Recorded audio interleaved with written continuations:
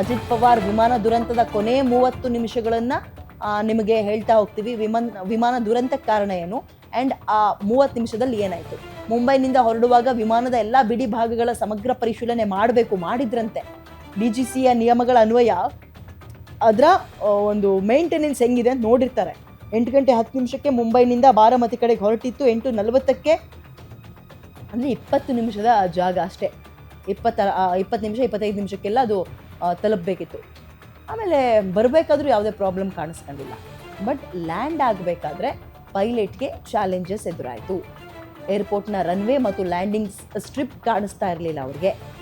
ಕಂಪ್ಲೀಟಾಗಿ ದಟ್ಟ ಮಂಜು ಕವಿದಿದ್ದ ಕಾರಣ ವಿಸಿಬಿಲಿಟಿ ಅಂದರೆ ಅವ್ರಿಗೆ ಕಾಣಕ್ಕೆ ಸಿಕ್ಕಿಲ್ಲ. ಅದು ಮೇಲಿರ್ತಾರೆ. ಈಗ ಎಕ್ಸಾಂಪಲ್ ಇಷ್ಟೇ, ನೀವು ಯಾವುದಾದ್ರು ವಿಪರೀತ ಈ ಚಳಿಗಾಲದಲ್ಲೆಲ್ಲ ಮಂಜು ಬಿದ್ದಾಗ ಈ ಹಳ್ಳಿಗಳ ಕಡೆ ವೆರಿ ಕಾಮನ್ ಆಗಿ ನೋಡಿರ್ತೀರಿ ನೀವು. ಮಂಜು ಬಿದ್ದಾಗ ನಿಮ್ಮನೆಯಿಂದ ಒಂದು ಅರ್ಧ ಕಿಲೋಮೀಟರು ತುಂಬ ದೂರವೇ ಏನಿದೆ ಅಂತ ಕಾಣಿಸಲ್ಲ. ಅಲ್ಲಿರುವಂತಹ ಮನೆಗಳು ಪೂರ್ತಿ ನಾವು ಮಾತಿಗೆ ಹೇಳ್ತೀವಿ, ಅಯ್ಯೋ ಪೂರ್ತಿ ಮಂಜಾಗಿ ಕಾಣಿಸ್ತಾ ಇದೆ ಅಂದರೆ ಬ್ಲರ್ ವಿಷನ್ ಇರುತ್ತೆ. ಸಾಮಾನ್ಯ ನಮ್ಮ ಕಣ್ಣಿಗೂ ಏನಾದ್ರು ಪ್ರಾಬ್ಲಮ್ ಆದಾಗ ನಾವು ಹೇಳ್ತೀವಲ್ಲ ಮಂಜಾಗಿ ಕಾಣಿಸ್ತಾ ಇದೆ ಅಂತ. ಹಾಗೆ ಅವರಿಗೆ ವಿಸಿಬಿಲಿಟಿನೇ ಇರಲಿಲ್ಲ. ಆ್ಯಂಡ್ ಮಂಜು ಕೂಡ ಪೂರ್ತಿಯಾಗಿ ಹರಡ್ಕೊಂಡಿದೆ. ರನ್ವೇ ಕಾಣಿಸಿಲ್ಲ, ಎಲ್ಲಿ ಇಳಿಸೋದು ಅಂತ ಗೊತ್ತಿಲ್ಲ.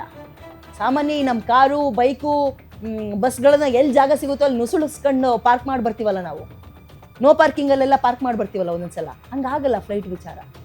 ಸೊ ಹಾಗಾಗಿ ಆರಂಭದಲ್ಲಿ ಚೆನ್ನಾಗಿತ್ತು. ಫ್ಲೈಟ್ನಲ್ಲಿ ಏನಾದರೂ ತಾಂತ್ರಿಕ ದೋಷ ಮುಂಚೆ ಇತ್ತಾ, ಮೇಂಟೆನೆನ್ಸ್ ಸರಿ ಇರಲಿಲ್ವಾ? ಇದೇ ಫ್ಲೈಟ್ ಹಿಂದೆಯೂ ಕೂಡ ಅವರಿಗೆ ಒಂದ್ಸಲ ಕೈ ಕೊಟ್ಟಿತ್ತು, ಸ್ಕಿಡ್ ಆಗಿತ್ತು ರನ್ವೇನಲ್ಲಿ.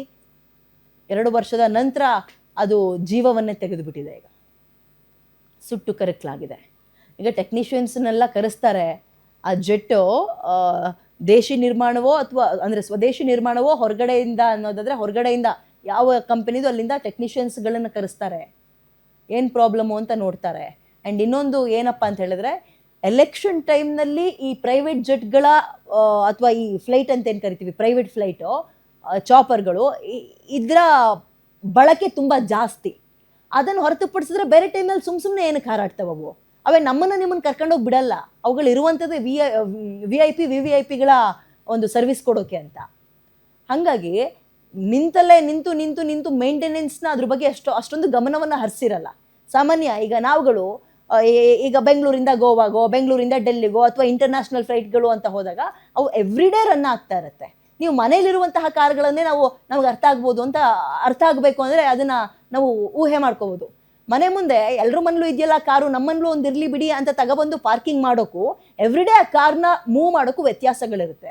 ಎವ್ರಿಡೇ ನೀವು ಕಾರನ್ನ ಓಡಿಸ್ತಾ ಇದ್ದಾಗ ನಿಮಗೆ ಅದರಲ್ಲಿ ಏನು ಪ್ರಾಬ್ಲಮ್ ಇದೆ, ಹೆಂಗಿದೆ, ಸ್ಮೂತಾಗಿ ರನ್ ಆಗ್ತಾ ಇದೆಯಾ ಅಥವಾ ಏನು ಎತ್ತ ಎಲ್ಲವೂ ಗೊತ್ತಾಗ್ತಾ ಹೋಗುತ್ತೆ. ಸುಮ್ಮನೆ ಮನೆ ಹತ್ರ ಏನು ಕೆಲಸ ಇಲ್ಲ ಅಂತ ನಿಲ್ಲಿಸಿ ಏನಾಗಿರುತ್ತೆ ಅಂದರೆ ಅದರಲ್ಲಿರುವಂತಹ ಪ್ರಾಬ್ಲಮ್ಗಳು ನಮಗೆ ಅಷ್ಟೊಂದು ಸುಲಭವಾಗಿ ಐಡೆಂಟಿಫೈ ಮಾಡೋಕ್ಕೆ ಬರಲ್ಲ. ಸೊ ಇಲ್ಲೂ ಕೂಡ ಅದೇ. ಈಗ ಸಾಮಾನ್ಯವಾಗಿ ಎಲ್ಲರೂ ಬಳಸುವಂತಹ ಫ್ಲೈಟ್ಗೂ ಇಂತಹ ಪ್ರೈವೇಟ್ ಜೆಟ್ಗಳಿಗೂ ಅಥವಾ ಚಾಪರ್ಗಳಿಗೂ ವ್ಯತ್ಯಾಸ ಏನು ಅಂದರೆ ಅವ್ರು ಎವ್ರಿಡೇ ಅದನ್ನು ಬಳಸಿರಲ್ಲ.